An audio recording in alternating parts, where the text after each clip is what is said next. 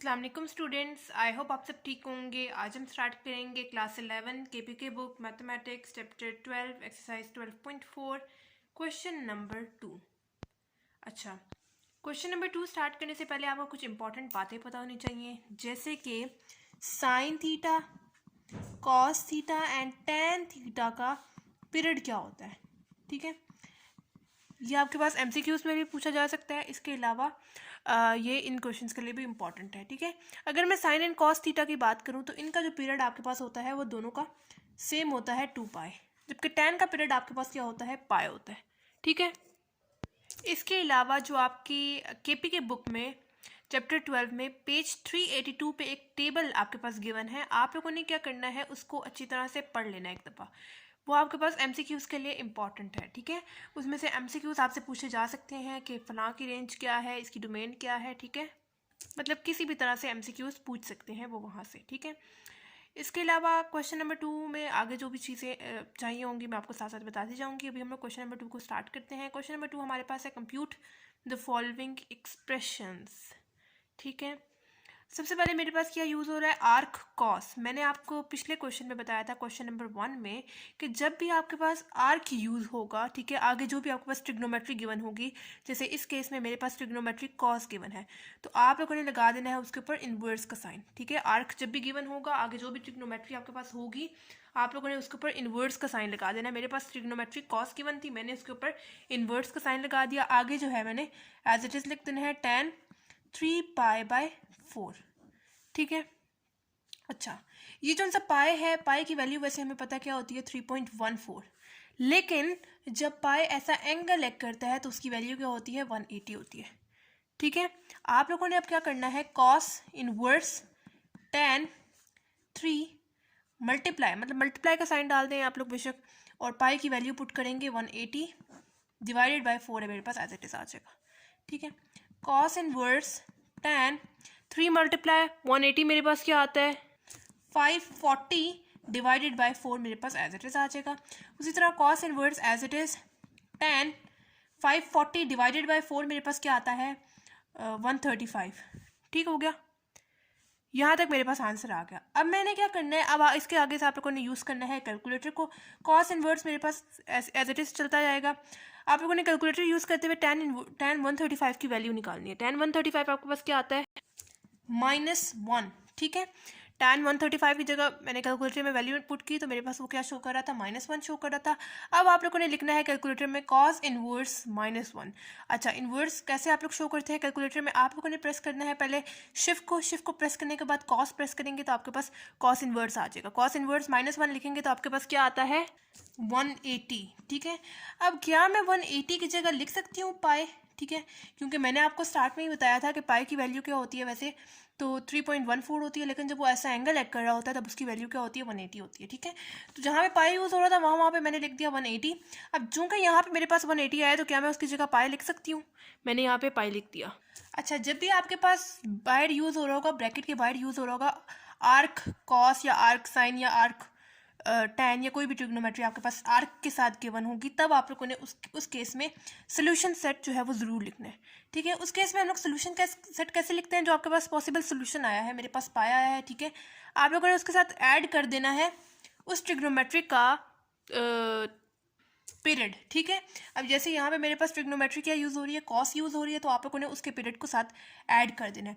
पाए जो मेरे पास आंसर आया है प्लस मैं ऐड करूँगी कॉस का पीरियड। कॉस का पीरियड मेरे पास क्या है, मैंने आपको स्टार्ट में बताया था 2 पाई, लेकिन आप लोगों ने उसके साथ वेरिएबल लगा देना है n पाई। n क्या है, n जो है वो मेरे पास कोई भी इंटीजर है। ठीक है, आप n की जगह कोई भी वेरिएबल यूज़ कर सकते हैं। ज़्यादातर हमारे पास जो है वो k and n variable use हो रहा होता है। ठीक है, बस यहाँ पे एंड पे लगा देना है n is any integer. z आप लोगों ने पढ़ा था 10 क्लास में, z जो है वो आपके पास एनी इंटीजर के लिए यूज़ हो रहा होता है। ठीक है, z आपके लिए आपके पास किसके लिए यूज़ हो रहा होता है, इंटीजर के लिए।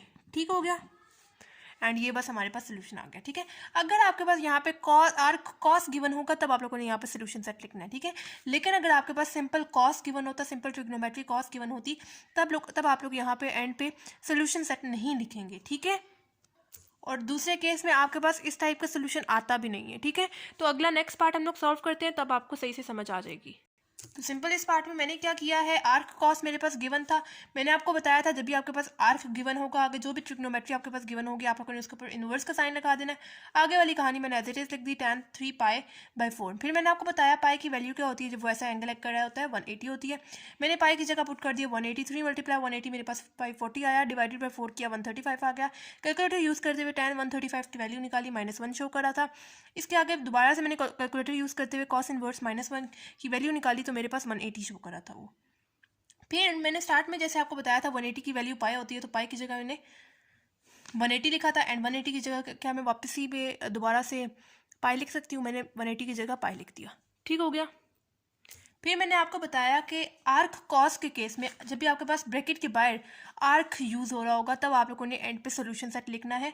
अगर सिंपल ट्रिग्नोमेट्री आपके पास गिवन होती जैसे फॉर एग्जांपल कॉस, तब आप लोग उस केस में सोल्यूशन सेट नहीं लिखेंगे, और सिंपल कॉस के केस में आपके पास जो आंसर आएगा वो भी सोल्यूशन सेट के अकॉर्डिंग नहीं आएगा। ठीक है, मतलब कि आपके पास वो पॉइंट्स में फ्रैक्शंस में आंसर आएगा। ठीक है, इस केस में भी आ सकता है, लेकिन इसमें आपके पास ब्रैकेट के बाहर आर्क कॉस होना चाहिए। ठीक है, अगर आर्क कॉस होगा उस केस में आप लोगों ने इसका सोल्यूशन सेट लिखना है, साथ ऐड कर देना है उस ट्रिग्नोमेट्री का पीरियड।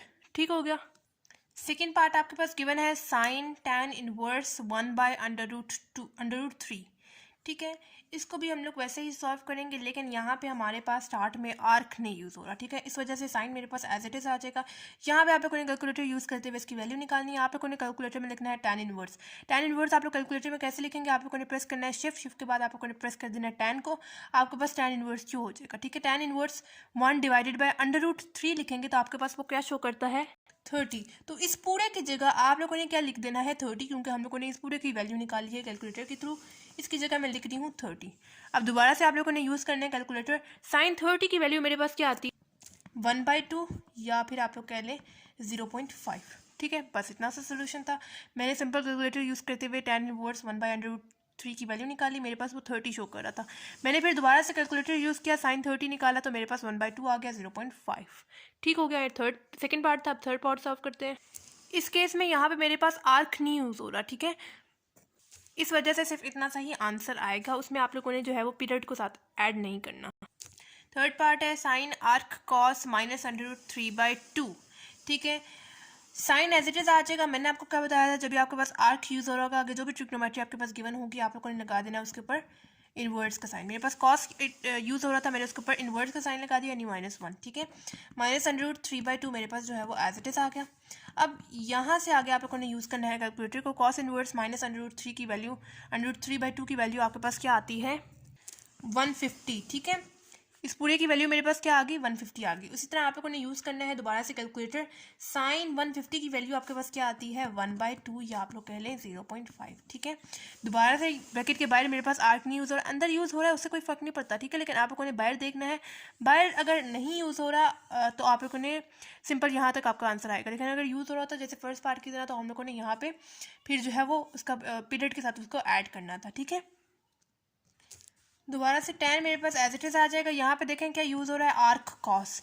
आर्क जब भी यूज़ होगा, आगे जो भी ट्रिग्नोमेट्री गिवन होगी आप लोगों ने उसके ऊपर इनवर्स का साइन लगा देना, -5/4 मेरे पास जो है वो एज इट इज आ जाएगा। कॉस इनवर्स -4/5 मेरे पास क्या आता है, tan मेरे पास एज इट इज आ जाएगा। कॉस इनवर्स -4/5 मेरे पास वो शो करता है 143.130।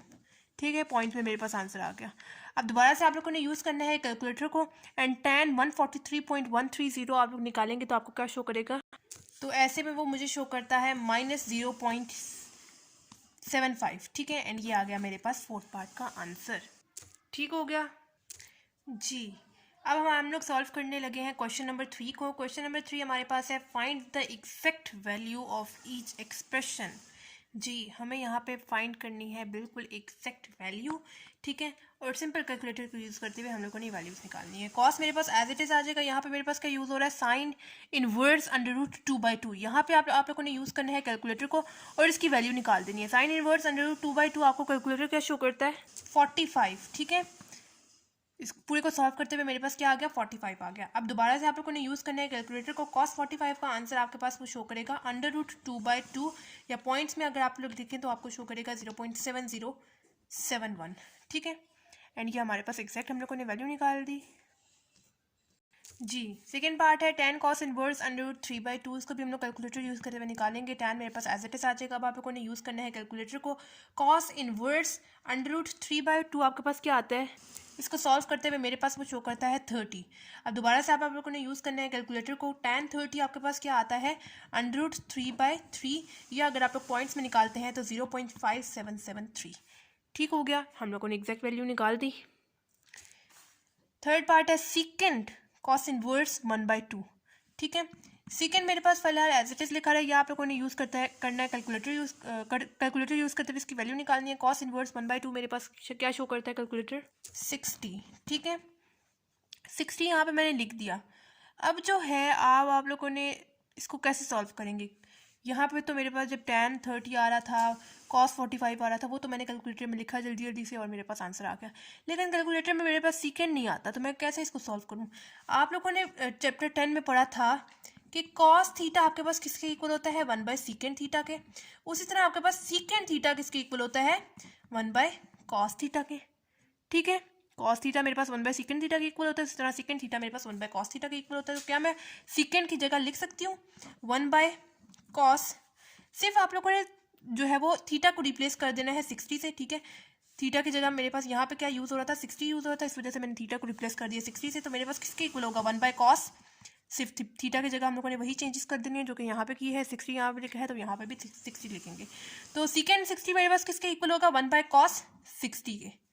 ठीक है, अब तो हम लोग यूज़ कर सकते हैं ना इसको कैलकुलेटर यूज़ करते हुए। 1/cos 60 मेरे पास क्या आता है, पहले मेरे पास 1 एज इट इज लिखा है, डिवाइडेड बाय cos 60 मेरे पास क्या शो करता है, 1/2।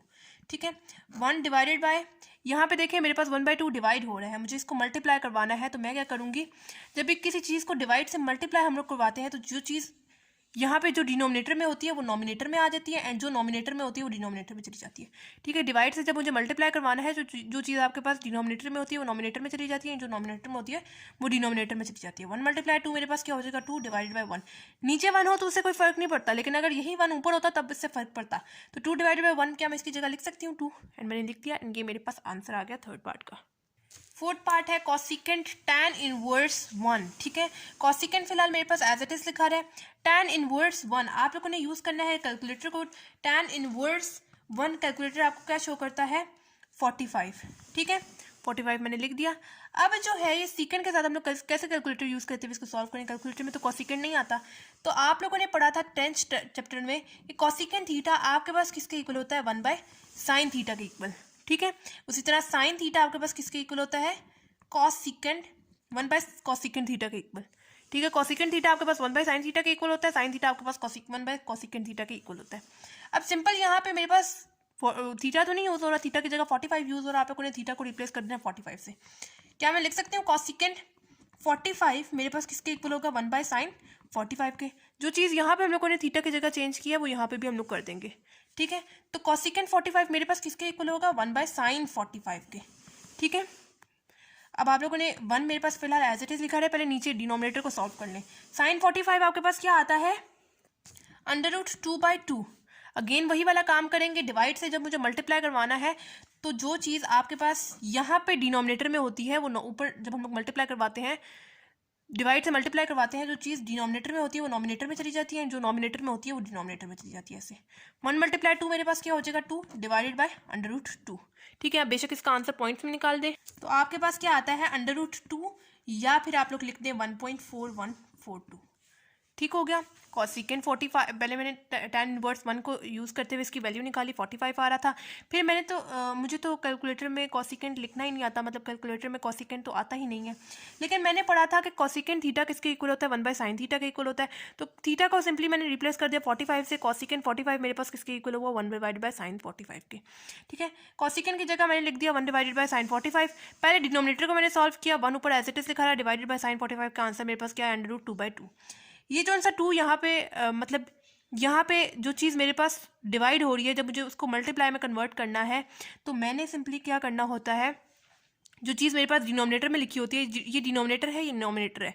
जो चीज़ डिनोमिनेटर में यानी जो चीज़ नीचे लिखी होती है वो जब हम लोग मल्टीप्लाई करवाते हैं वो ऊपर आ जाती है, जो ऊपर लिखी होती है वो जब हम लोग मल्टीप्लाई करवाते हैं तो वो नीचे चली जाती है। ठीक है, 1 मल्टीप्लाई 2 मेरे पास क्या हो जाएगा 2 डिवाइडेड बाय √2, ये वाला as it is 2 divided by √2 मेरे पास क्या हो जाएगा √2, और उसी तरह पॉइंट्स में आंसर निकालना 1.4142। ये यहाँ से बेशक आप लोग कैलकुलेटर निकालते हुए सॉल्व कर लें, बेशक 1 डिवाइडेड बाय √2/2 आपके पास डायरेक्ट आंसर आ जाएगा √2, या पॉइंट्स में निकाल दे 1.4142। ठीक हो गया जी। 5th पार्ट है साइन tan इनवर्स -1। साइन मेरे पास एज इट इज लिखा रहा है, tan इनवर्स -1 की जगह मैंने कैलकुलेटर की वैल्यू निकाली तो मेरे पास वो क्या शो करता है -45। ठीक है, साइन -45 कैलकुलेटर यूज़ करते हुए तो आपके पास क्या आता है -√2/2, या पॉइंट्स में आप लोग निकाल दें -0.7071। ठीक हो गया। 6th पार्ट है सीकेंड साइन इनवर्स 1/2। इसको भी आप लोगों ने सबसे पहले साइन इनवर्स 1/2 को कैलकुलेटर यूज़ करते हुए निकाल देना है। साइन इनवर्स 1/2 आपके पास क्या शो करता है कैलकुलेटर 30। ठीक है, साइन इनवर्स 1/2 आपके पास कैलकुलेटर क्या शो करता है 30। अब सीकेंड 30 को मैं कैसे सॉल्व करूँ, कैलकुलेटर में तो सीकेंड आता ही नहीं है। आप लोगों ने क्या पढ़ा था 10th चैप्टर में कि सीकेंड थीटा आपके पास किसके इक्वल होता है 1/cos थीटा के इक्वल। ठीक है, सिंपली आप लोगों ने थीटा को किस चीज़ से रिप्लेस कर देना, जो भी यहाँ पे चीज़ होगी। जैसे यहाँ पे मेरे पास क्या गिवन है 30 गिवन है, तो क्या मैं थीटा की जगह लिख सकती हूँ 30, तो सीकेंड 30 मेरे पास किसके इक्वल होगा कॉस। यहाँ पे थीटा की जगह मैंने 30 लिखा है तो यहाँ पे भी मेरे पास मैं थीटा की जगह क्या लिखूंगी 30 लिखूंगी। ठीक हो गया, सीकेंड 30 मेरे पास किसके इक्वल आ गया 1/cos 30 के। सीकेंड 30 की जगह मैं क्या लिख दूंगी 1/cos 30।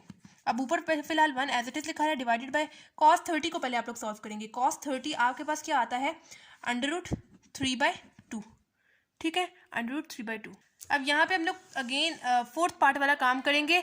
आपके पास यहाँ पे देखें 2 जो आपके पास डिवाइड हो रहा है, √3/2 जो आपके पास यहाँ पे डिवाइड हो रहा है, आप लोगों ने इसको मल्टीप्लाई करवाना है। ठीक है, जब भी कोई चीज़ डिवाइड से मल्टीप्लाई करवाते हैं हम लोग तो ये वाली चीज़ तो फिलहाल आपके पास एज इट इज आ जाएगी, 1 एज इट इज आ जाएगा। ठीक है, जो चीज़ यहाँ पे आपके पास नीचे लिखी होती है यानी डिनोमिनेटर में लिखी होती है, यानी मेरे पास ऐसे है ना √3/2, जो चीज़ आपके पास नीचे लिखी होती है वो आप लोग जब डिवाइड से मल्टीप्लाई करवाते हैं तो वो आप लोग ऊपर लिख देते हैं। उसी तरह जो चीज़ ऊपर लिखी होती है जब डिवाइड से मल्टीप्लाई करवाते हैं तो वो चीज़ नीचे आ जाती है कुछ ऐसे। ठीक है, अब 1 मल्टीप्लाई 2 मेरे पास क्या हो जाएगा 2 डिवाइडेड बाय √3। 2 डिवाइडेड बाय √3 आपको कैलकुलेटर क्या शो करता है 2√3/3।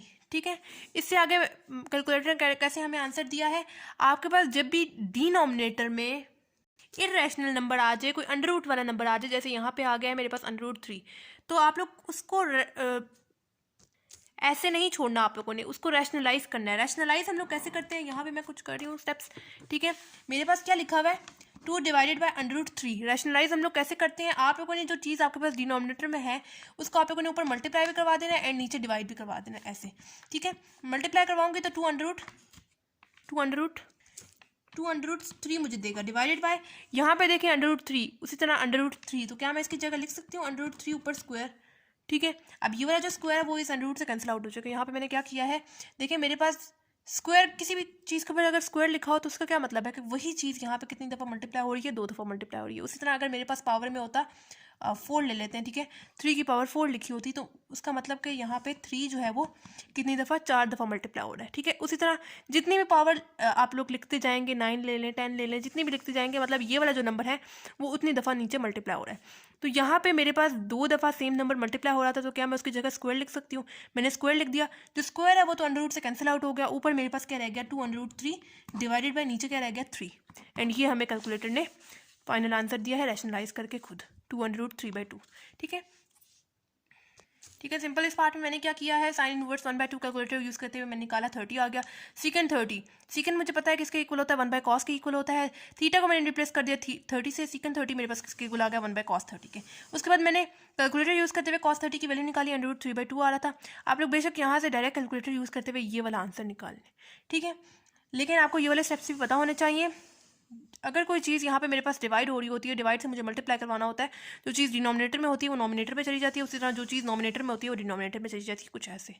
1 मल्टीप्लाई 2 मेरे पास 2 हो जाएगा डिवाइडेड बाय √3। मैंने आपको बताया जब भी आपके पास डिनोमिनेटर में कोई इरेशनल नंबर आ जाता है, आप लोगों ने कभी भी उसको ऐसे नहीं छोड़ना, आप लोगों ने उसको रैशनलाइज करना है। रैशनलाइज क्या होता है, जो भी चीज़ आपके पास डिनोमिनेटर में होती है आप लोगों ने उसको सिंपली मल्टीप्लाई भी करवाना होता है, कुछ ऐसे उसी तरह डिवाइड भी करवाना होता है। मल्टीप्लाई जब मैंने इन दोनों नंबर्स को करवाया तो मेरे पास 2√3 आ गया, डिवाइडेड बाय यहाँ पे मेरे पास हमेशा आपके पास सेम नंबर्स आएंगे, ठीक है। सेम नंबर्स आएंगे, आप लोगों ने उसके ऊपर स्क्वायर लगा देना है, ठीक है। सेम नंबर थे मेरे पास 100√3 मैंने ऊपर स्क्वायर लगा दिया, स्क्वायर जो है 1 से कैंसिल आउट हो गया, मेरे पास पीछे क्या रह गया 2√3/3 एंड ये हमें कैलकुलेटर ने आंसर दे दिया था यहाँ पे, ठीक है।